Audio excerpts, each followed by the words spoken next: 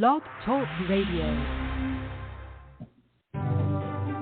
Live from Washington, D.C., it's Quintessential Listening, Poetry Online Radio. Now, here's your host, Dr. Michael Anthony Ingram.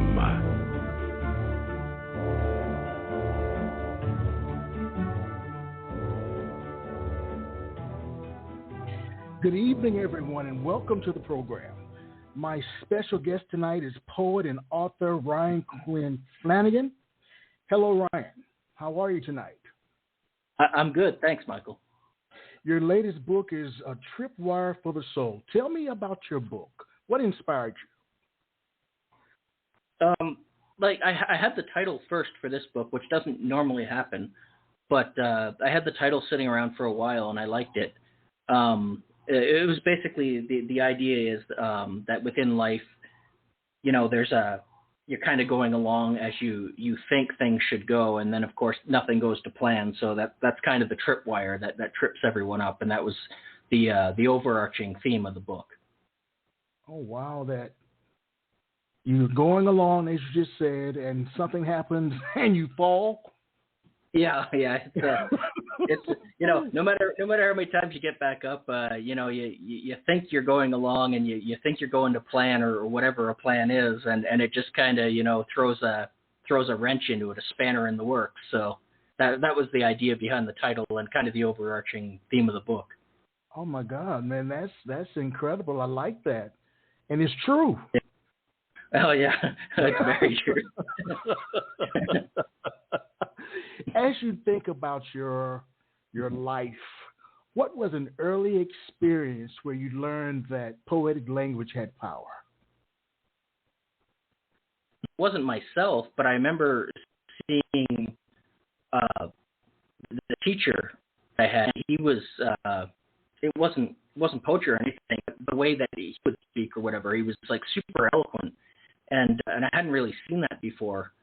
And he had like a really big personality as well. And when he spoke, people listened. You could tell, and I did too. He had like a presence about him, and then the words were strange even too, different vocabulary. So that was something that stood out to me, is that, you know, words had power, and the way he used them. Wow. Well, please share a set of your poems.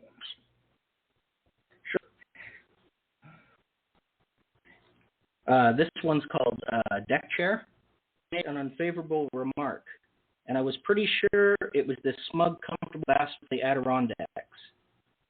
Constant look of contempt, body shimming me right down into the front lobe, and that laugh that came next. This chair on the back deck was really asking for it. And composure never really being my thing, I balled up my fists and dug a punch deep into its gut, followed quickly by another right to the kisser. A great roar went up from nobody's crowd and crawled into my ear as I decked the bloody fool again and moved in for the knockout. Thank you. And I have another one here. It's called Jolly Rancher, and these are all from A Tripwire for the Soul, of course. I guess all his ranch hands were working out. Seasonal hires from the city. Paid as well as one can hope, surrounded by desolate fields and the ever-present smell of manure. At this dude ranch with a name no one could remember. Even some of the old ones that had spent many seasons there. But the rancher made this stew. His wife had taught him how to cook a little before her demise. Laid to rest in a family plot out back, with the child she gave birth to, a boy named William. This jolly rancher taking everything in stride, grabbing his guitar each night so he could sit by the grave and play his wife's favorite songs. Then up and at him again, cracking jokes before first light. A couple boiling pots of coffee, every bit as farm strong as all the young men who gathered around with cup in hand. And this next one is my child, unfortunately. It's about my my first and only childhood dog, and it's called Cerberus had 3 heads. My dog has none. My childhood dog was a black lab called Rocky. He came a pound and brought fleas with him. My father banished him to the backyard, and I was forbidden to play with him. It's a dirty mongrel, my father would say. I won't allow the fleas, not in this house. I won't allow it. I was allowed to watch him run and jump and roll and scratch from my bedroom window. One day, Rocky dug up a red shoebox buried in the backyard and carried the chew toy he found inside around with pride. He escaped with the chew toy, and neighbors were appalled as he took it around wildly in his teeth and tried to play fetch. Some neighbors to make it all worse. My father recaptured him when he got home from work, but before he could get the chew toy back, Rocky swallowed it whole. Apparently, I had a brother or sister buried in a red shoebox in the backyard, and my childhood dog ate it. My mother cried, and my father became so enraged that he led my childhood dog out into a field one afternoon and shot it in the head. After that, I was only allowed to have goldfish, and wondered just how many other brothers and sisters I had lying around.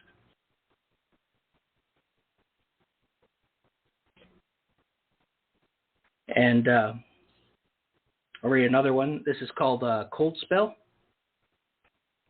The little boy with rimmed glasses was finally old enough to qualify. It was his first year competing. His mother still dressed him, and you could tell, sweating profusely under those bright spotlights. The National Spelling Bee took place in a large auditorium. It was televised and commanded large crowds.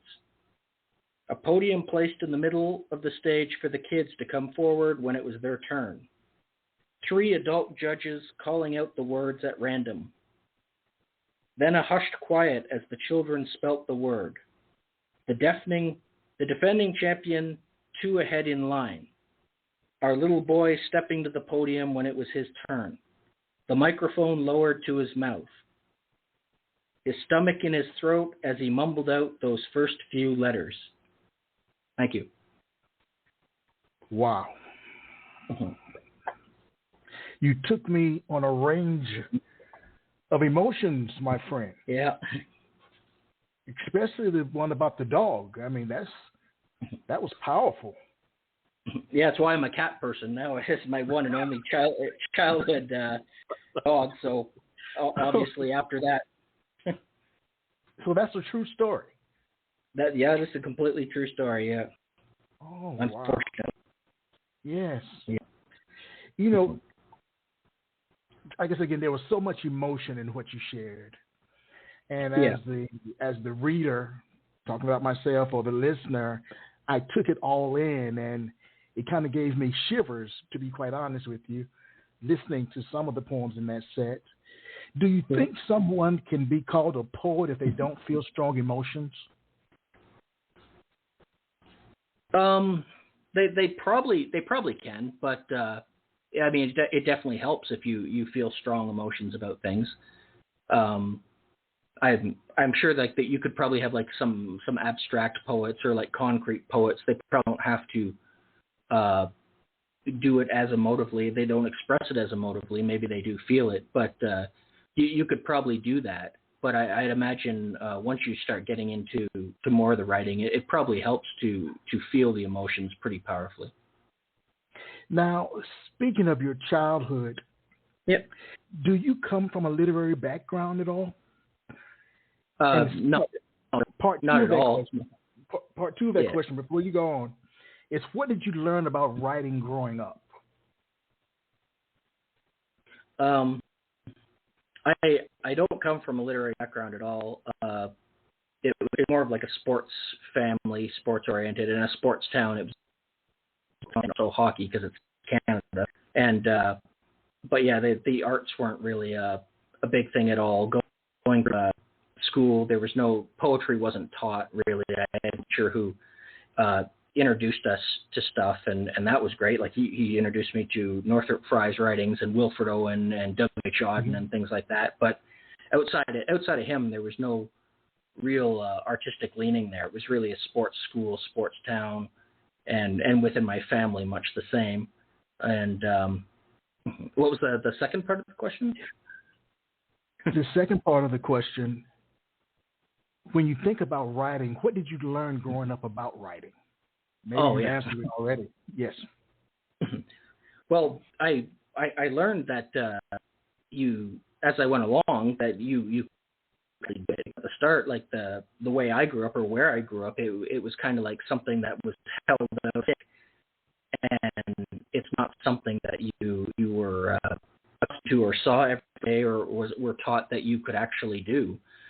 And as you branch out a bit and you find other writers, you see things or read things, and things that really get you, like the one teacher who was introducing me to stuff like Wilfred Owen's poetry, I really loved, and stuff like that. And then you realize, well, maybe I can try to do some of this too. Like, even when you have no idea what writing really is at that time, you're very young, but still you use the mechanism and you start to write things, and you feel good about expressing things. It's an outlet, and it's a good one.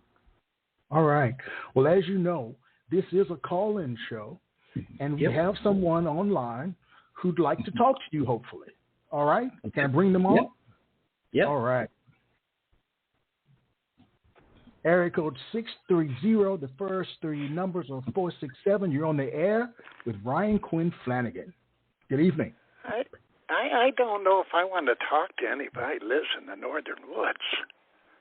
Up there in Ontario, near a damn lake, it's sort of concerning to me, And also, that crazy thing that he said, you asked that question about whether anybody who didn't have go take poetry serious or whatever. Oh, my Lord, the only thing they could ever be would be just a poet of humor, right? Right, Ryan? Yeah. You have any idea who you're talking to, my friend? I have an idea. I think it's Michael. Who? Michael. You gotcha. You got it. How you doing, buddy?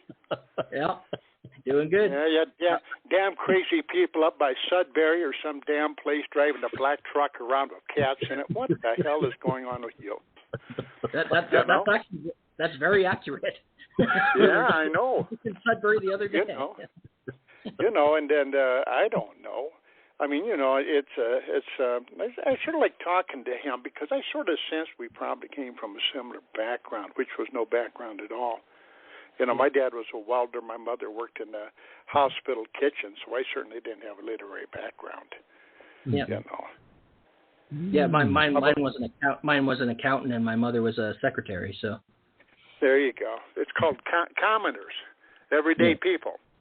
Blue collar. Yes. Maybe slightly above blue collar, but not a whole lot. Yeah, not really. Yeah. Anyway, it's good to hear your voice. I've always been interested in your poetry, and you got that Gordon Lightfoot look about you, some crazy thing, some hash brown between him and I don't know, Leonard Cohen or something. You look like one of those little buzzards up in the north. Yeah, it must be a northern thing. It must be in the water.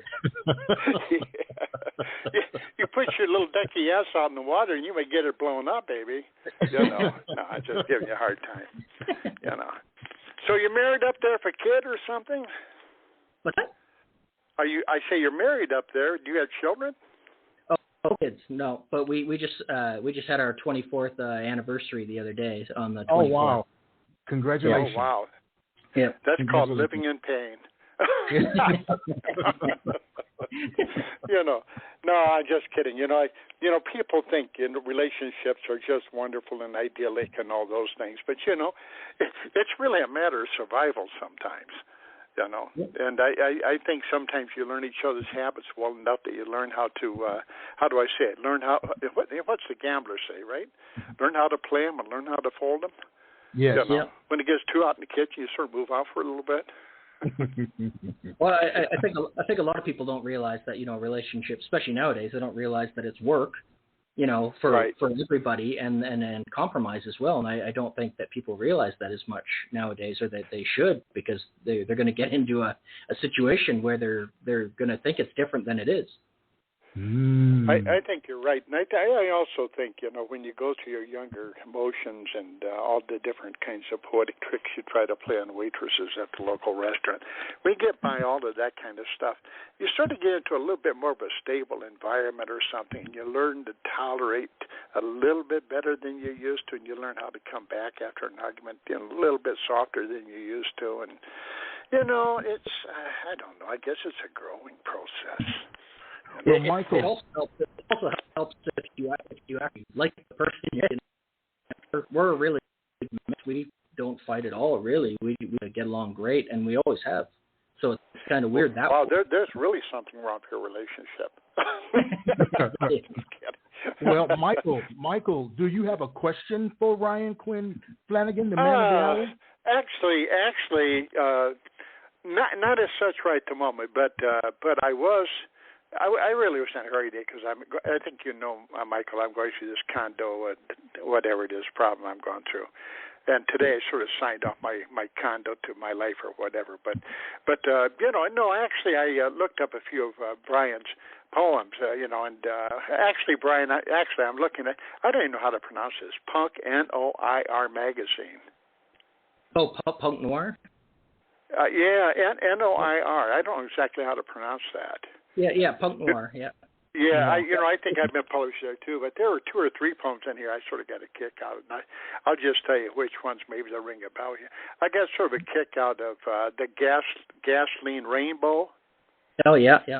Okay, with the food parking lot and common things like you're walking along on a rainy day and I think we've all looked down into these asphalt puddles.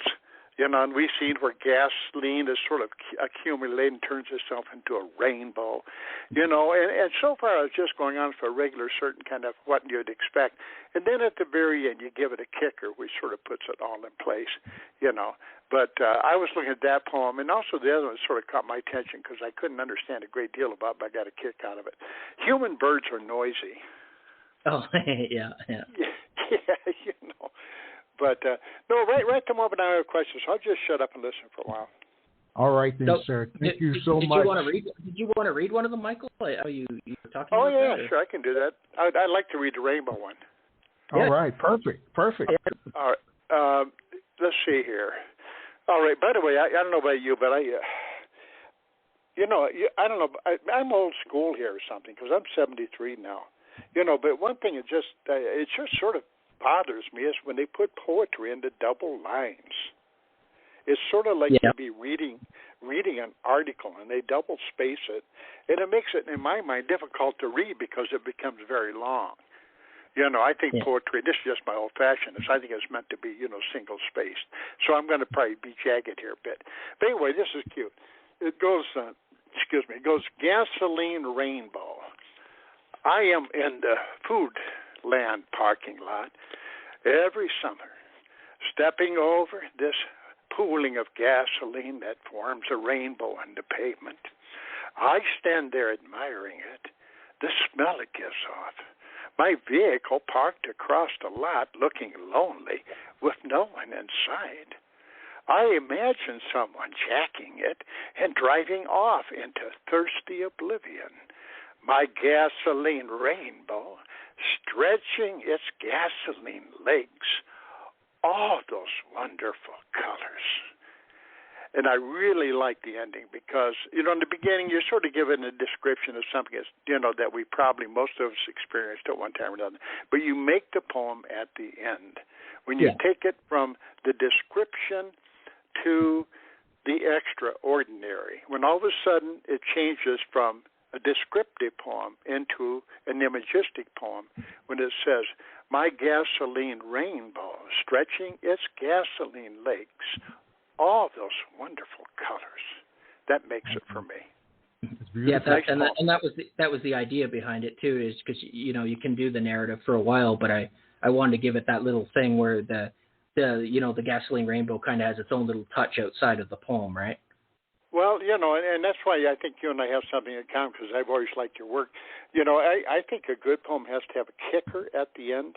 In other words, something in its own way and I think Michael and I have discussed this a little bit, maybe not, I don't remember. But, you have to have something at the end that gives it just a little twist of different. Yeah. And it takes you someplace. And that little place that takes you is, Michael, you mentioned, you asked a question, something about, do you think a person who writes poetry sort of unemotionally, or can they be really a poet? Yes. And my answer to that would be a little bit different. I'd say no, because the only thing they end up being is probably a humorist.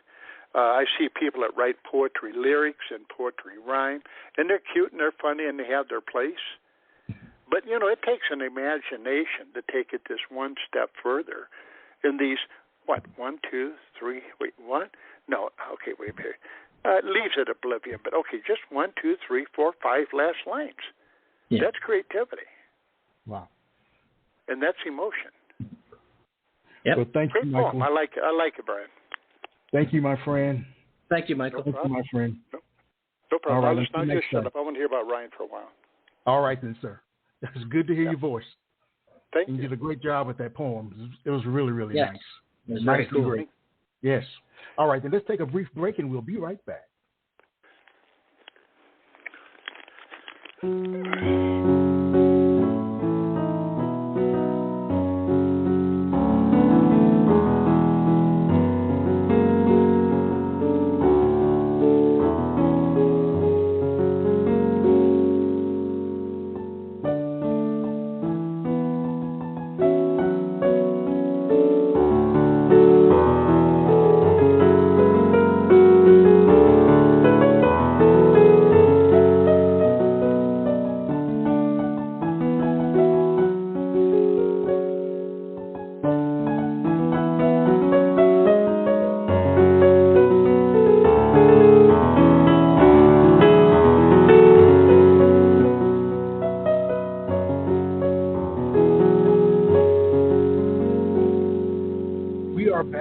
My name is Michael Anthony Ingram. I'm here with Ryan Quinn Flanagan. Ryan, question for Yes. you. You're a prolific writer. Does writing energize or exhaust you at this point? Oh, that's a good question. When I started, it was definitely all energy, and then as you go on, it's still energizing at points. But when you're finished now, I think the age is starting to catch up to me. I feel it more, and it's really exhausting by the time you're done, and then you probably have to recover for a day or two or whatever before you try that again. And I didn't have to do that before, but I do now. So there's still the energy, but there's probably a little more exhaustion too. Well, when you say exhaustion, what exactly do you mean? And what do you do with that exhaustion? It's more mental exhaustion than anything. Like, it's not really physically exhausting, but by the time you're finished, your brain's pretty fried and mentally exhausted, emotionally too, probably, because you put a lot into it. And then when you wake up the next day, you got to kind of cover a bit. I also drink wine when I write too, so physically you have to dehydrate a bit as well. But it's more mentally and emotionally draining. I've noticed just in probably the past 5 years. Whereas when I was younger, you could just really, it's the instability of youth, physically, mentally, emotionally, whatever. You can just keep going all day, and nothing really seems to affect you. But that's not the case anymore. All right. Do you live your life like it's a poem?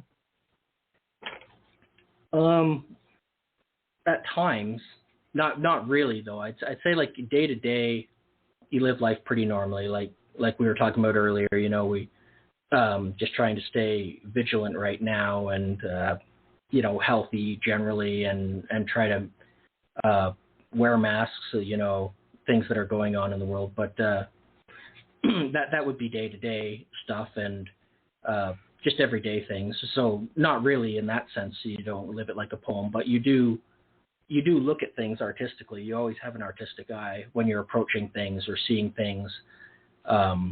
It's always there to see if you can turn something into art. It never really leaves you, I don't think. All right. Well, please share another set of poems. Sure. Are not from the book because I was going to intersperse them, but they're newer ones that I liked. And the first poem I wanted to dedicate to Marianne if she's listening. She's a friend of ours, as you know. Yes. Both of ours. And she liked this poem, so I wanted to read this for her. And it's called Watch the Bird, the Story, Which Way He Goes. The moment is one of discovery, the text, of dusting glyph lull deciphering. The bodies are never enough, still natron fragrant and Osiris wrap. Watch the story which way he goes. The beak, a guiding compass, while the workers toil outside, pulling shards of trembled sieve, sharing brass ladles of water under a guiding sweat-squint sun, working on the burial sites of others while they wait on their own. The modern city in the near distance, a constant encroachment of horns of concrete, stylish vainglory amusements. The difference between past and present, one of timing, of ability. New fingers run over old walls. This painted ramshackle of long-planned silences. And the second poem here was one that I had sent you earlier, I believe. It's called Certificate. Yes. Yeah. She showed me her certificate, was most proud. I'm not sure what it said she could do that she could not before, but she planned to have it framed and mounted from the wall. Asked me if I knew a good framer, so I guess the certificate was not for that. I told her I knew a mechanic who overcharged and could never seem to get the grease off his fingers. She kept taking her certificate out to look at it, like it was the most beautiful thing she had ever seen, running her fingers over her name so carefully, as if learning it all over again for the first time. And another one I wanted to give a shout out to Catfish, another buddy of ours, of course, and he really enjoyed this poem, so I wanted to read this for him, and it's called Private Detective. A private detective came by, but he didn't know what he was doing. He asked for all the wrong people at all the wrong times, and I noticed a spelling error on the card he handed me. He couldn't find his own car keys. Feeling himself up as though he were both lovers in a love scene no one would ever want to see. Pulling away from the curb, he forgot to check his mirrors and almost ran over some kid on a bike. I didn't like his chances of finding anyone. Sometimes the missing just stay that way. And someone was paying this blockhead. It had taken almost 5 minutes just to find his keys. So that's for Catfish. All right, for Catfish. Yep. I have another one here. It's called Chase the Squirrel, the Acorn. The last time I held my father's hand, I was 7 years old, standing over the grave of my grandfather, who was now reduced to continuous headstone. He came to me once in my dreams. I knew it was him, even though it could have been anyone leading me up those winding stairs, knowing I could never keep up. I don't remember my mother, like someone robbing a bank and forgetting about the money. That only child way my younger siblings were counted among my collectibles. Chase the squirrel, the acorn, that sublime idiot laugh of the clunky dander child. How my father replaced the graveside flowers and told me not to forget. But the mind is a fickle pickle. This long, comfortable shag between my toes. Sprinklers for arms so we can all be fireflies on special occasions. Thank you.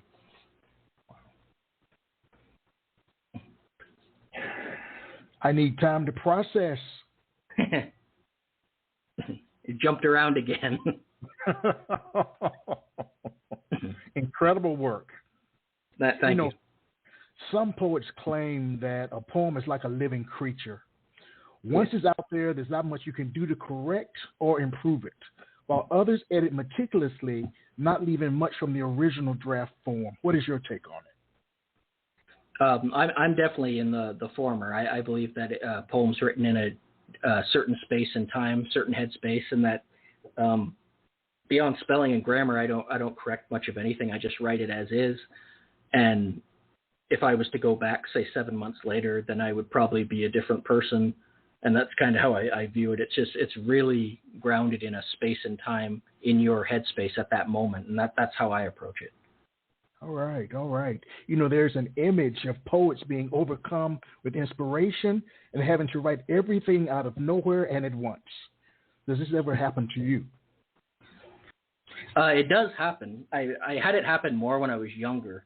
I think I'm a little more disciplined now in the basic approach, but then I let it go, and I'm very free-flowing from that point. But when I was younger, it was definitely more of like a feverish pace, right? You would just get into kind of like what Kerouac would do, right? Where he'd get his roll ready, and he'd get his coffee and his amphetamines and write for 36 straight hours,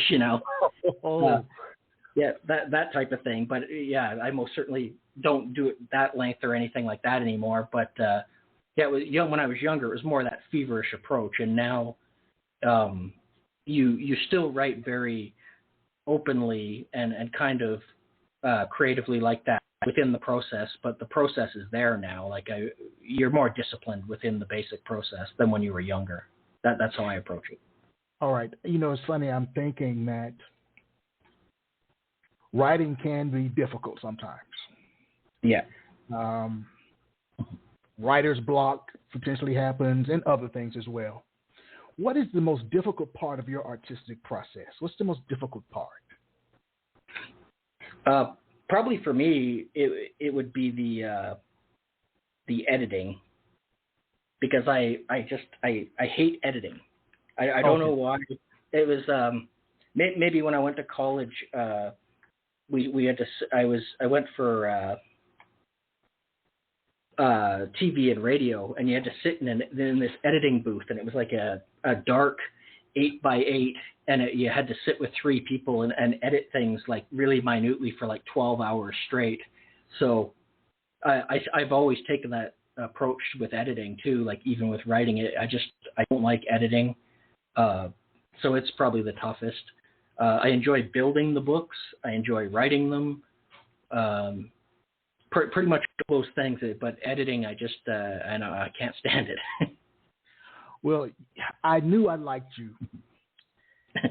You didn't know this, but I majored in radio, television, and motion pictures as well. Oh yeah. Yeah. Those editing booths just drive me nuts. Yeah, I remember those days. Yeah, absolutely. They just drove me nuts. I couldn't stand them. I just had to get out of there. As you think about a tripwire for the soul, tell us about the process for coming up with the cover, which is quite intriguing. Yeah. I had the title for a while, and then wrote the book around that, which is not normally what happens. Normally I write the book first, and then the title kind of comes out of that. But then when it comes time to build the covers or whatever, for a lot of the covers, including this book, my wife does the cover work, and she's fantastic at it. And she built this cover and many others. But she does that, and she seems to enjoy it because she has an artistic eye. She's really good with photography as well. So she does a lot of that stuff, the photography part, and then building. She just has a really good eye for the way covers should be, and it just really comes together. It's great actually, because it's something you can do together, and she just has a really good eye for it, which I don't at all. So that's fantastic, and the results are really good. So, she's great. Yep. It's an incredible cover. It's quite striking. Quite striking. Please share another set of poems. Sure. And these are from the book, of course. This one's called Crank Call number 231. Hi, this is William Golding of Kramer's English Breakfast Teas, and I'm calling to invite to inquire if you would be interested in receiving a free sample of our product in the mail. It's 3:30 in the morning, the voice on the other end stammered. That is true enough. We can have your free sample delivered to your door by the time you get up. I'm already up, said the voice on the other end. You just woke me. That is true enough. But just imagine how good a hot cup of tea will be when you can't sleep. I can't sleep because you called here at 4 in the bloody morning, shot back the voice on the other end with perceptible indignance. I'm sorry, sir, but I regret to inform you that it is not 4 in the bloody morning yet. I can call back in 26 minutes if you'd like. Dial tone. I made myself a tea, let it steep, and 26 minutes later I called back. The voice on the other end was not pleased.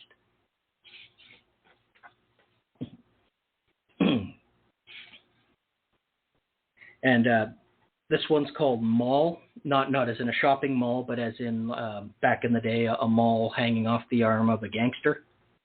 Oh, a mall. M-O-L-L. Yeah, M-O-L-L. It is not unusual to see you on the arm of some trigger man from back east. You so put together and him brought in to break things apart. Those scars on his face from a rollicking youth before your time. And your scars hidden so well under a fresh paint job and that smart getup. A posh cigarette case for our nicotine queen. If you have objections, you certainly don't show them. Still sipping your drinks and young enough to not be replaced. Hanging off that arm, your cherry red laughter sting all the drink glasses.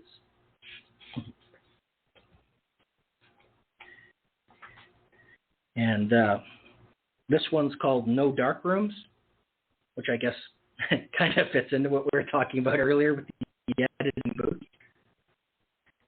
Lived for no reason, over eggs and bacon, offering up everyone and their friend. Chairs with long brown backs, slavery with cushions. And sun comes through, and soul comes through, and there are no dark rooms left anywhere in this world of fresh squeezed orange juice.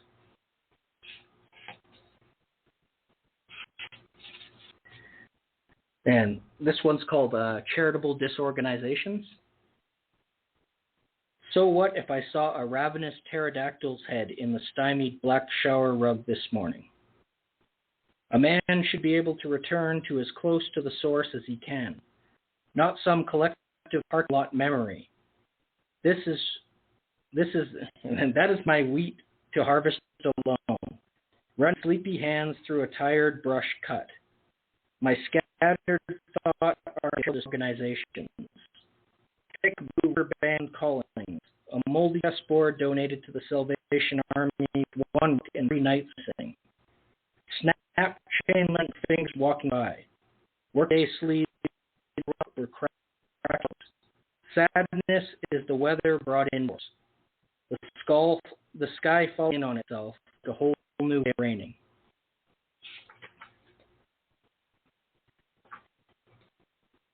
And this one's called Crushed Glass and Channel.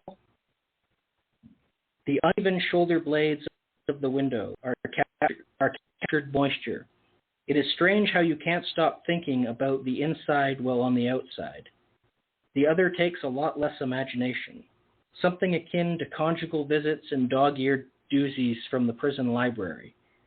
That slow-wheeling cart with many kites tucked inside the books so everyone knows who to kill and how much, and which reminds me, crushed glass in Chow Hall will get you banned from the kitchen, but not before what's done is done.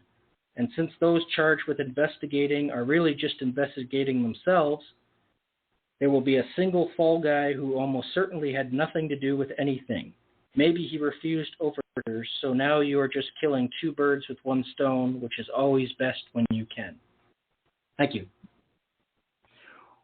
What did you learn when writing the book? What did you learn new about yourself? Probably with this book, it was a lot more imagery. I hadn't jumped around so much with certain images and like the data being involved.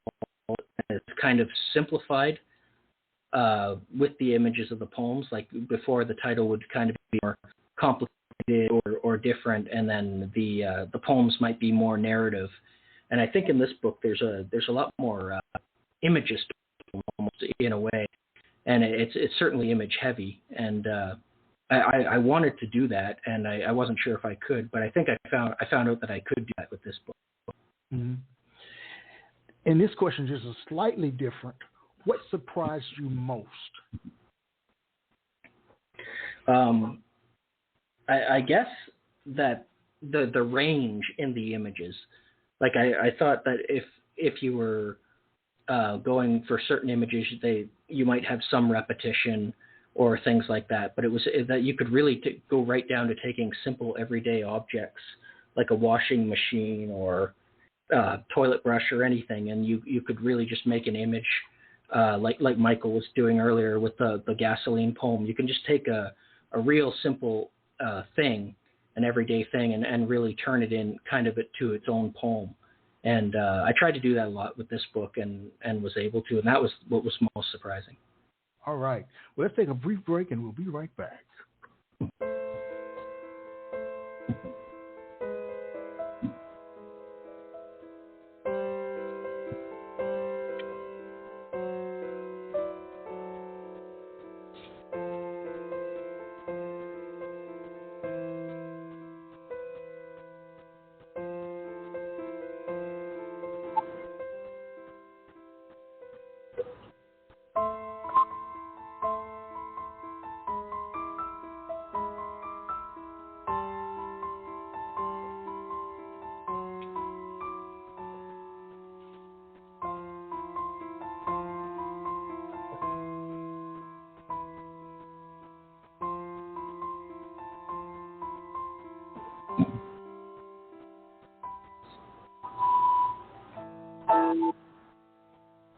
We are back.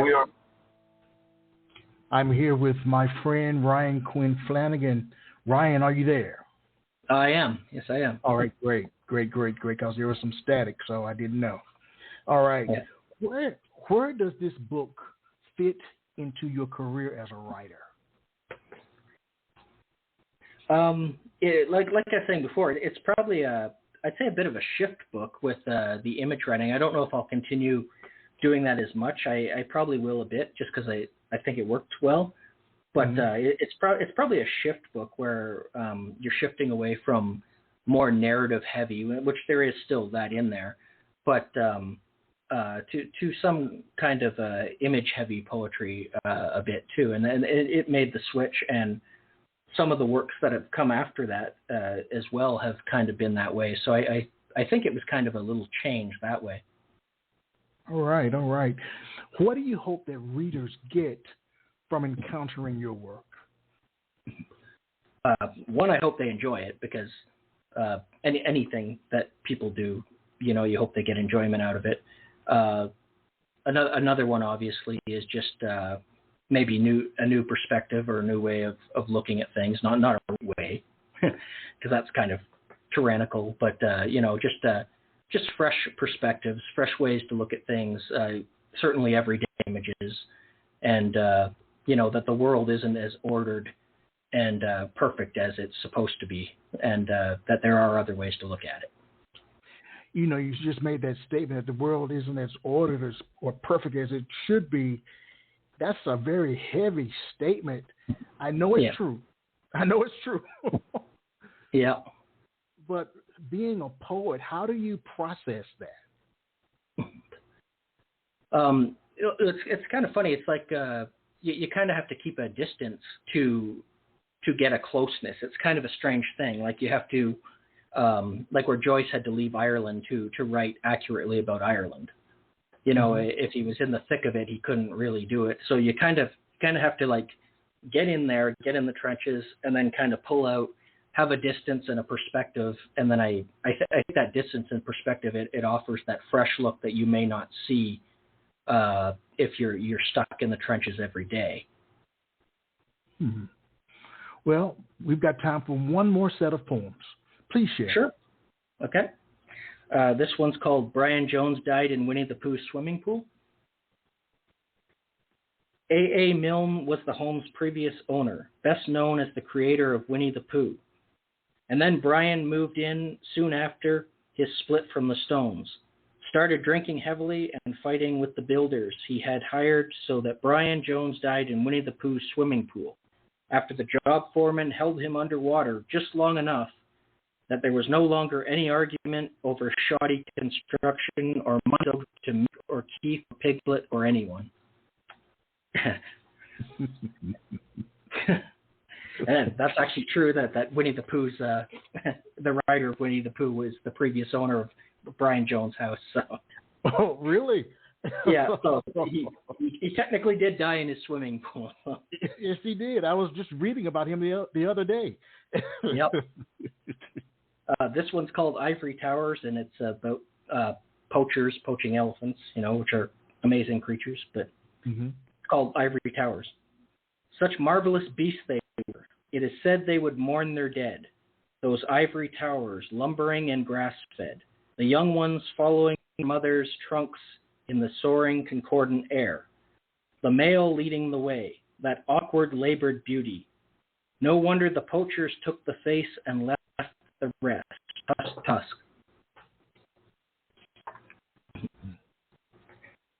And this one's weird because I don't normally write any rhyming poems or anything like that, but I did for this one, and I kind of liked it. So it's called Who But One?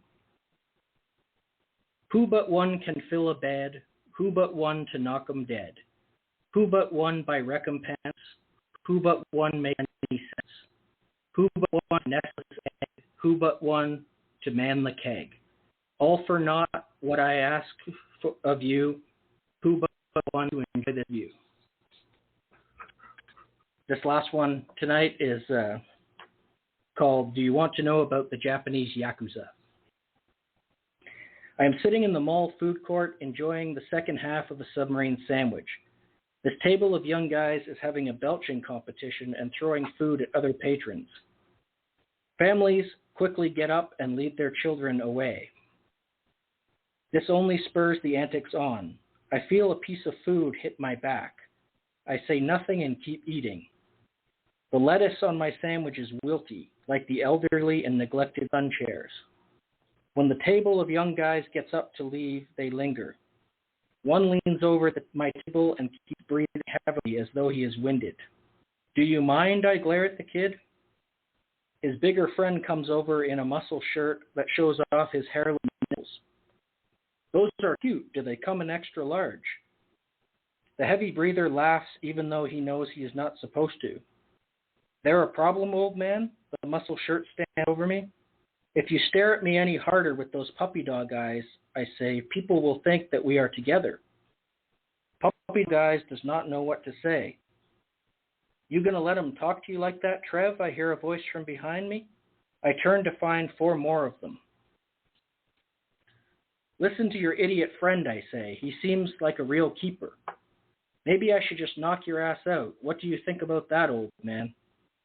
I think you should take turns instead of all trying to lose your virginity at once. That's so.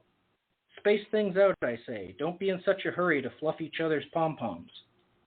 Puppy Dog Eyes seems visibly upset. His face is red like a stoplight. Maybe we should go outside, old man.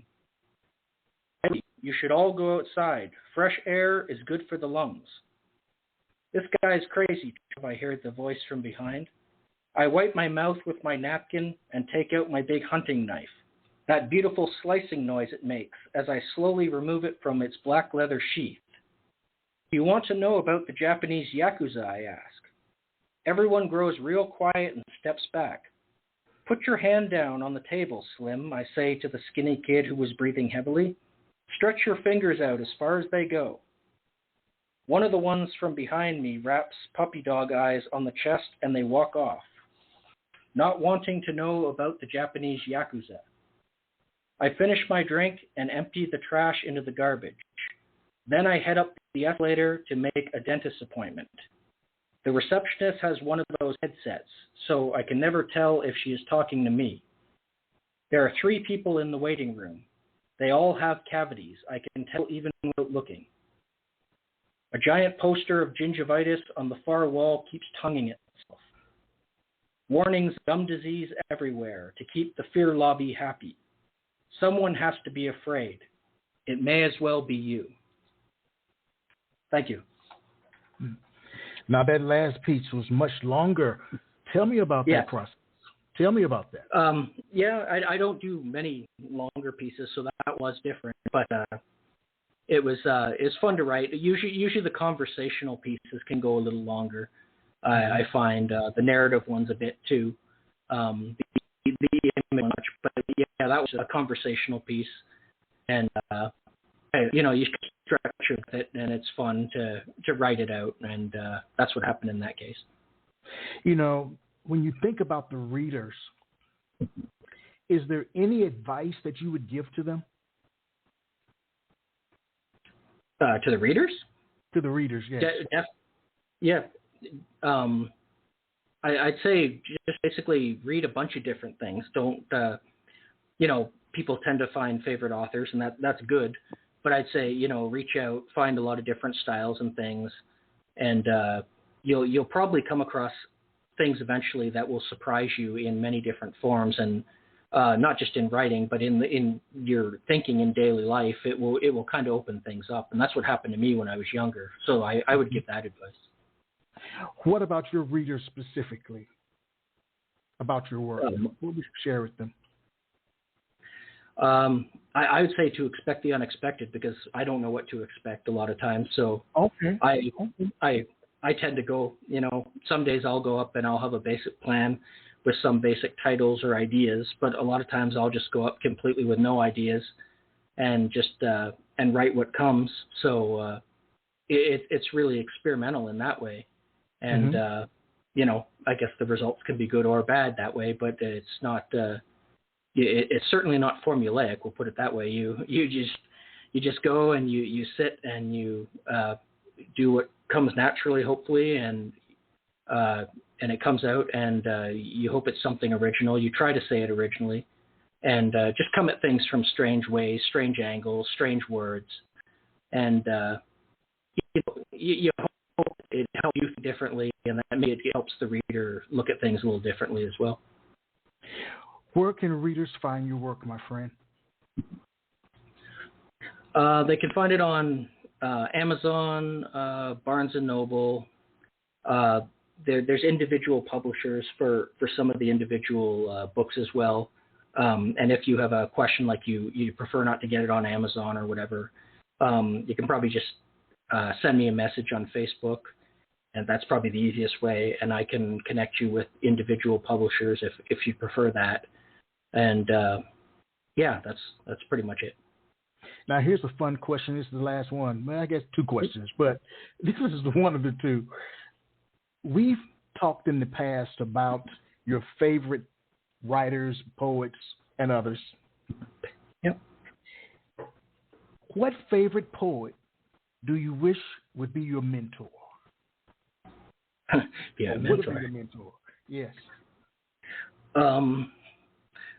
I don't know. I guess if you were to say in actual writing, maybe Richard Brodigan or E. Cummings, I would say maybe. Mm-hmm. And then, like a lot of the writers I like, they probably wouldn't be very good mentors. Certainly not in life, like Bukowski or like Philip Larkin. Yes. He's not the happy, cheery fellow. But Frank O'Hara would be another. I like Frank O'Hara a lot, and his love of fine art. I also love fine art and writing about it and that. So, yeah, maybe Frank O'Hara as well. Virginia Woolf, perhaps. Okay, tell me about her. Emily Dickinson. I meant, Emily Dickinson. What about Emily Dickinson stands out that would have made her potentially a good mentor? Just her individualism, like the way that she basically turned her back on most of what she was supposed to do or whatever, in terms of writing and in her life, and just forward like that.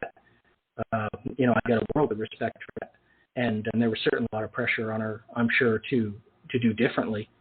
So, and she seems pretty wise in her writing, so she'd be another one that I would look at. All right, thank you for that, my friend. what's next in the works for you? Where do you go from here? Just more writing, repeat, and just continuing writing. That's all. It never really ends, as you know. It's just we just continue creating and continue. We keep on keeping on, as they say, right? And just keep writing, creating, doing what we do, and the world doesn't stop, even though a lot of people like to think it does or that it's going to or whatever, but it really doesn't. And you just go on with your life, and you try to do the best you can, and that's what I'll continue doing, and I'd imagine you will, and most other people too. So yes, well, I need to share with you that I am so glad that I know you. I'm really, really pleased by that. You're one of my favorite people, one of my favorite poets. I didn't know whether to laugh or cry tonight when listening to your pieces. I didn't know. So if that was your goal, it worked. Yeah, it can be a bit of a roller coaster when you mix them in like that. But no, same here, Michael. It's an honor to call you a friend, a dear friend, really. And thank you. You do so much good for writers, for poetry in general, writing in general, and you're just one of those good people. Does a lot of good in the world. So it's an honor to call you a friend. Well, it's a mutual admiration society, so I think that's great. I want to thank you again for being with me. I'd like to thank our listening audience. I'd like to thank Michael Lee Johnson for calling in and reading a poem, which was great. To everyone, as I share with you every week, let poetry ring. Be safe out there. Be safe out there. Good night, everyone.